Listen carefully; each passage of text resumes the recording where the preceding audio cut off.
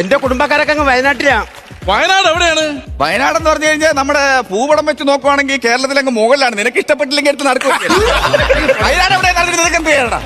അല്ല, വയനാട്ടിൽ എല്ലാരും വന്നാ മാമി? എല്ലാരും വന്നു, പക്ഷെ എന്റെ അച്ഛൻ മാത്രമേ വന്നില്ല. അയ്യോ, അതെന്ത്? വയനാട് കാടാണല്ലോ. എന്റെ അച്ഛന് ഈറുവിട്ടായിരുന്നു ജോലി. കുട്ടിക്കാലത്ത് 6 വയസ്സുള്ളപ്പം അപ്പോഴും എന്നെ പൊടിച്ചീനെ വിളിക്കും അച്ഛൻ. എന്നെയും എന്റെ അനിയനെയും കൊണ്ട് അച്ഛൻ ഈറവെട്ടാൻ പോയപ്പോ പുലി ഇറങ്ങിയേട്ടാ. അച്ഛൻ എന്റെ കയ്യിൽ എന്റെ അനിയനെ തന്നിട്ട് പറഞ്ഞു ഓടിക്കോടി പിടിച്ചേന്ന് പറഞ്ഞു. അച്ഛനെ പുലി പിടിച്ചു. ഞാൻ പാറമടേനെ വണ്ടിയിൽ ഇരുന്ന് പറഞ്ഞു, കൊല്ലണം മാമ, പുലിയെ കൊല്ലണം മാമ. ആളെ മനസ്സിലായില്ലേ? ഇല്ല. പുലിമുരുകന്റെ പെങ്ങള് പുലിപ്പൊടിച്ച്. ആ പുലിമുരുകന്റെ കഥയും കേട്ടോണ്ടിരിക്കാതെ ആ പെണ്ണിനെ വിളിച്ചോണ്ട് വീട്ടിൽ പോകാൻ നോക്കണേ.